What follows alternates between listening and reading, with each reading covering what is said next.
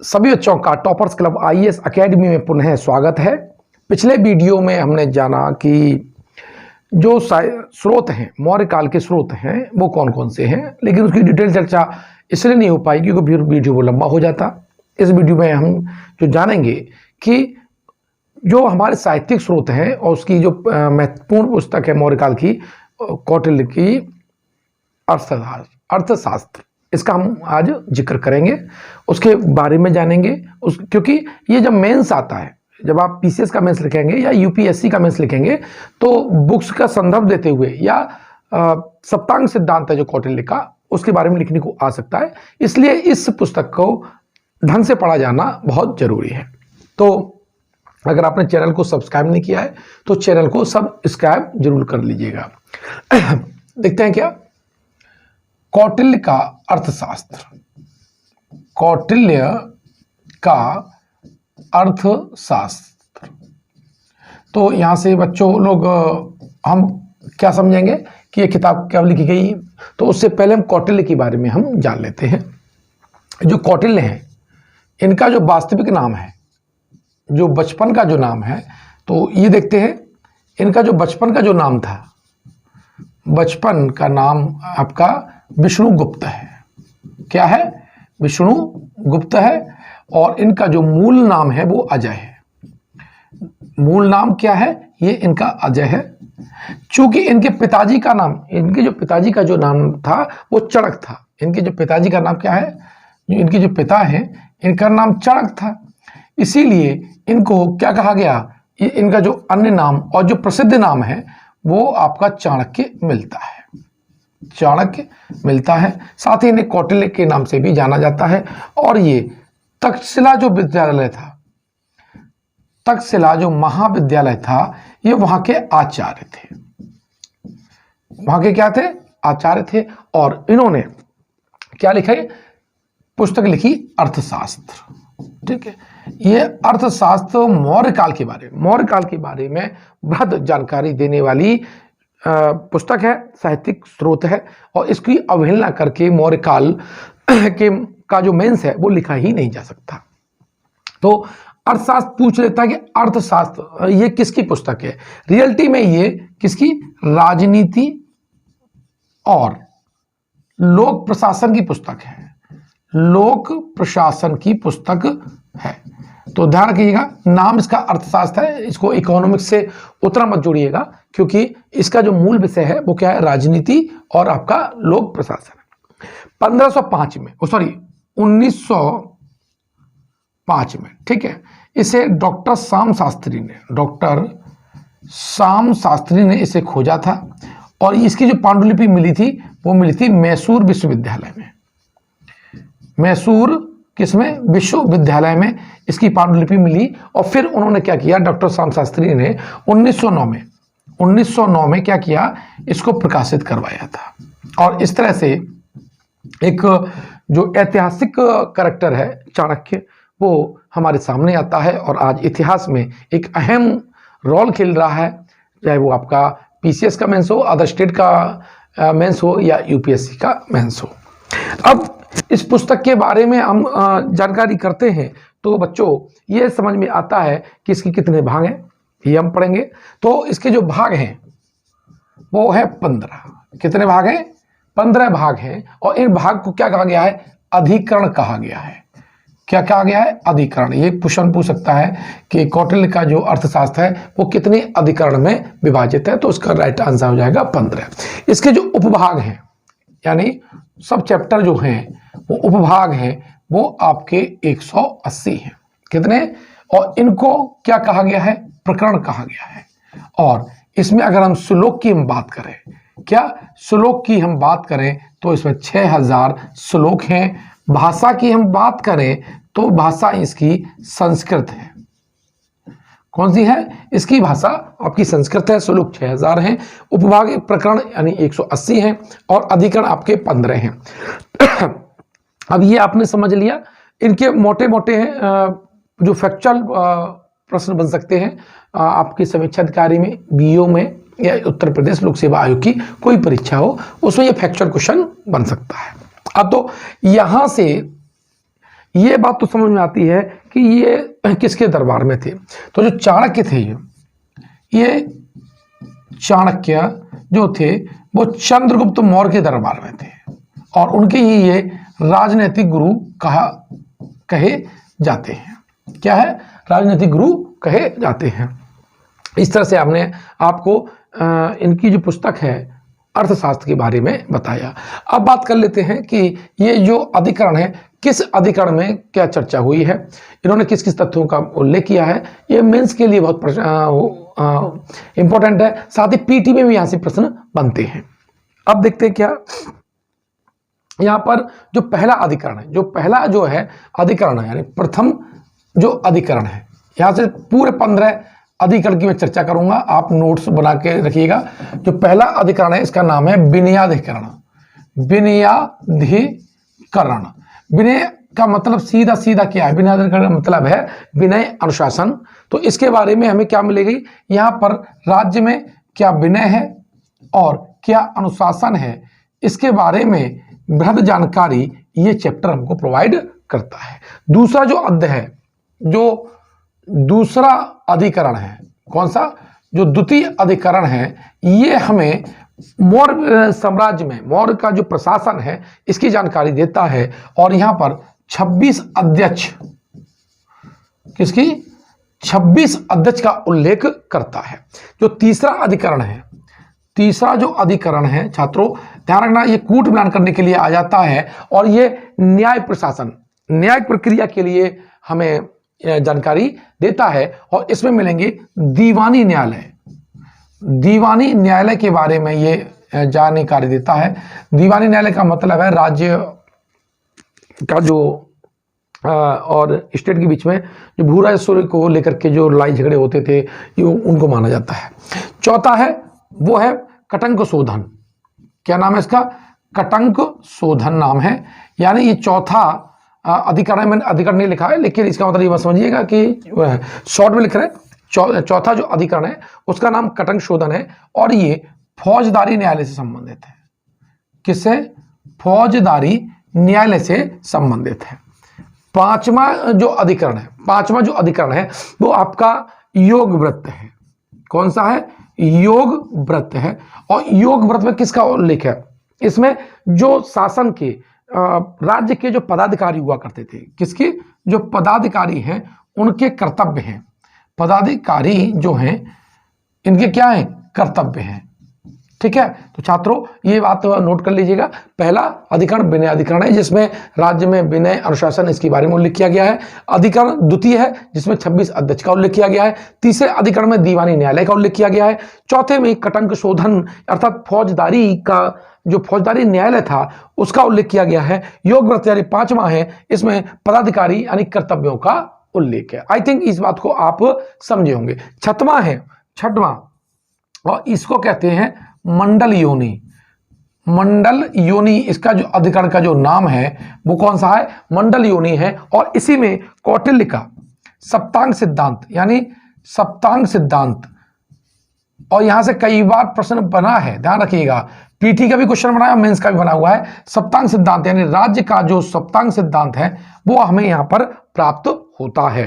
तो सप्तांग सिद्धांत में ये पूछता है कि कौटिल्य का जो सप्तांग सिद्धांत है वो किस अधिकरण का हिस्सा है? तो वह छठवां है। कौन सा है? छठवां है। और ये 7 कौन कौन थे ये आपको नोट करना है। तो पहला जो राज्य का जो सप्तांग है, पहला जो अंग है वो कौन माना गया है? वो माना गया है आपका स्वामी। क्या माना गया है? और स्वामी क्या है? ये राज्य का सिर है। राज्य का क्या माना गया है? सर माना गया है। ठीक है, क्या माना गया है? स्वामी। यानी पहला सप्तांग सिद्धांत का जो पार्ट है वो आपका स्वामी है और उसे क्या कहा गया है? राज्य का सर कहा गया है। दूसरे नंबर पे आपका अमात्य है। क्या है? अमात्य। ध्यान रखना, इसी क्रम में आपको याद करना है, बिल्कुल जैसा मैं लिख रहा हूं और इसी क्रम में प्रश्न बना है आयोग में। अमात्य, अमात्य को क्या कहा गया है? अमात्य को जो कहा गया है वो राज्य की आंख कहा गया है। क्या कहा गया है? राज्य की आंख कहा गया है। यानी पहले नंबर पर स्वामी और दूसरे नंबर पर अमात्य है। नोट करते रहिएगा, ये नोट्स बनाएंगे और इसकी जो पीडीएफ है वो आपको मेरे जो टेलीग्राम ग्रुप है टॉपर्स क्लब आईएएस एकेडमी, और जो मेरा मोबाइल एप्लीकेशन है टॉपर्स क्लब आईएएस एकेडमी, उस पर आपको उपलब्ध हो जाएगा।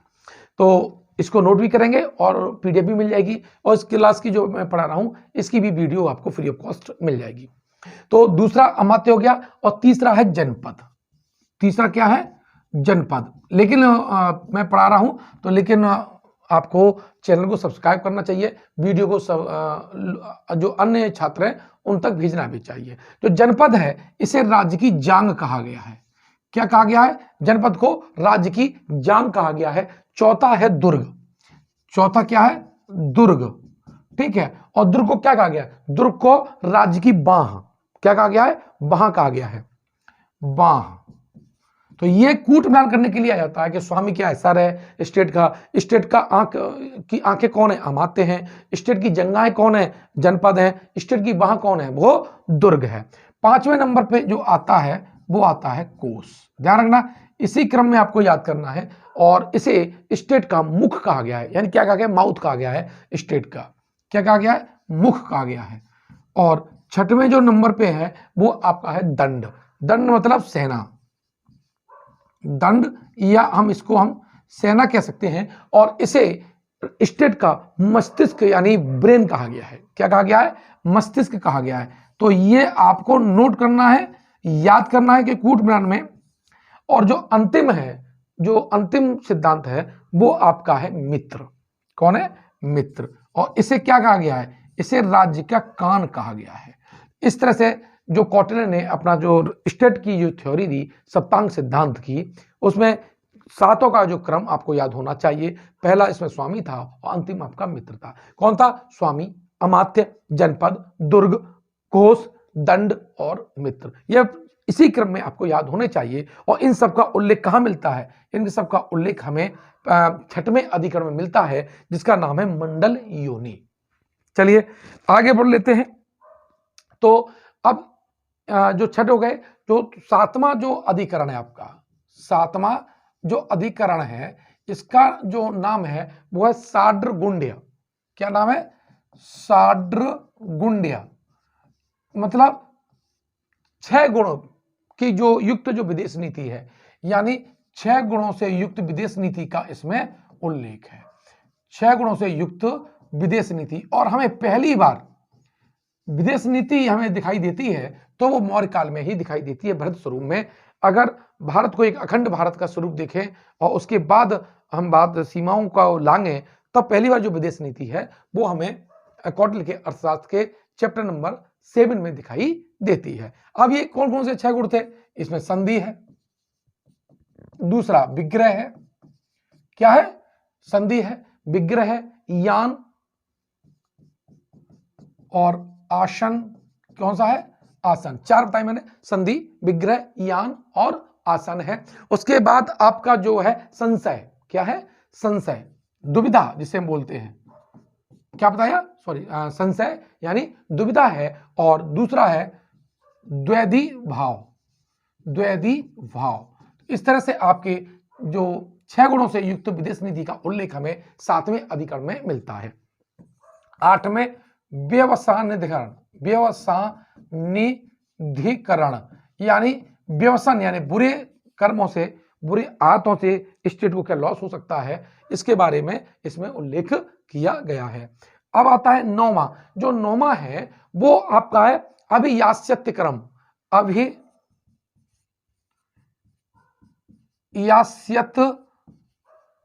कर्म। ठीक है, इस चैप्टर का यानी जो 9वां अधिकरण है वो है अभियास्यत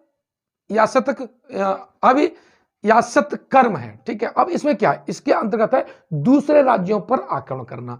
यानी दूसरे राज्य पर जब आक्रमण करोगे आप तो कुछ रणनीति बनाओगे, मंशा होगी, उद्देश्य होगा, उसका उल्लेख आपका जो 9वां चैप्टर है उसमें किया गया है। अब बात आती है 10वां चैप्टर में। जो 10वां चैप्टर है वो है संग्रामिक। कौन सा है? संग्रामिक। इस संग्रामिक में क्या है? संग्रामिक में कहा गया है युद्ध विजय। जब हम युद्ध करें तो हमें विजयी हो, उसकी रणनीति है। युद्ध विजय की रणनीति, विजय की रणनीति, मतलब सीधा सीधा इनका विचार था, अगर विजय की रणनीति नहीं है तो युद्ध लड़ा ही नहीं जाना चाहिए, या जहां हार की आशंका हो या पीछे हटने की आशंका उपलब्ध हो जाए, ऐसे युद्ध लड़े ही नहीं जाने चाहिए। ये जानकारी कहाँ मिलती है हमें? जो कौटिल्य के अर्थशास्त्र में 10वें अधिकरण में आपकी मिलती है। अब 11 में आपका है संघव्रत। कौन सा है? संघव्रत, यानी इसमें जो शत्रुओं का जो संघ है, शत्रुओं का जो संघ है उसमें भेद डालना, भेद और तोड़ना, मतलब इस संघ को तोड़ना, उसके संघ को भेद लेना, उसके तरीके इसमें बताए गए हैं। ये कौन सा था? आपका 11वां था संघव्रत, 10वां था संग्रामिक, 9वां था अभ्यास सत्कर्म, और 8वां था व्यवसानाधिकरण, और 7वां जो था सांड्र गुण्य। ये आप, मुझे लगता है कि आप इसको नोट कर लीजिएगा, और नोट करने के बाद में इसे आप स्क्रीनशॉट ले सकते हैं। उसके बाद में आपको अगला बताऊंगा। अब 11 हो गया, अब है 12वां। ठीक है, जो 12वां है उसका जो नाम है वो है अवलियस, अवलियस। और इसमें इस वाले प्रकरण में सॉरी इसमें जो अधिकरण है इसमें यह बताया गया है कि कमजोर राजा अपनी सुरक्षा, अपनी जो सुरक्षा है वो मजबूत राजा से कैसे करे, कैसे अपनी नीति बनाए ताकि उसका जो स्टेट है वो बचा रहे। तो ये जो तरीके बताए गए हैं कमजोर राजा की रणनीति के लिए, तो वो कौन सा है? आपका 12वां है, और उसका नाम है अवलियस। कौन सा है? अवलियस, नोट कर लिया होगा। अब 13वां है दुर्ग लंबोपाय। ठीक है, यानी शत्रुओं के दुर्ग पर कब्जा करना, शत्रुओं के दुर्ग पर कब्जा करना, दुर्ग पर क्या करना? कब्जा करना। इसकी जो रणनीति है छात्रों, वो कहां पर लिखी है? दुर्ग लंबोपाय नामक आपके अधिकरण में है। अब 14वां जो अधिकरण आता है, जो 14वां जो अधिकरण आता है वो है औपनिषदिक। क्या आता है? औपनिषदिक, औपनिषदक। ठीक है, ये हालांकि इसमें औषधियों का उल्लेख है, इसमें नाम से हो रहा होगा, इसमें किसका उल्लेख है? औषधियों का उल्लेख है, औषधियों का उल्लेख है। और जो 15वां अधिकरण है वह तंत्र युक्ति, तंत्र युक्ति। ठीक है, तंत्र युक्ति में बताया गया है कि अर्थशास्त्र संबंधी नियम है और किस तरह से शत्रु पर आक्रमण किया जाए और कैसे अफवाह फैलाई जाए। ये दोनों जो आपके चैप्टर है, ये इसमें ये कि अंधविश्वास किया जाए, और अगर से पढ़ लेंगे थोड़ा बात में हंसी हो जाती है कि पेड़ पे खड़े हो जाइए और आपको भूत बना के लोगों को डराइए, ऐसी सब चीजें हैं, तो वो आपके मतलब की नहीं है। लेकिन 15वां कौन सा है? तंत्र युक्ति है। और जो पहला अधिकरण है ये पूछ सकता है वो है विनयाधिकरण। तो इसके बारे में इन्होंने, कौटिल्य ने इससे अपनी पुस्तक जो लिखा इसने चैप्टर में लिखा, लेकिन यहाँ पर और क्या क्या जानकारी देते हैं वो देखते हैं। आपके गूढ़ पुरुष की जानकारी देते हैं, और गूढ़ पुरुष का अर्थ होता है गुप्तचर। कौन से? गुप्तचर।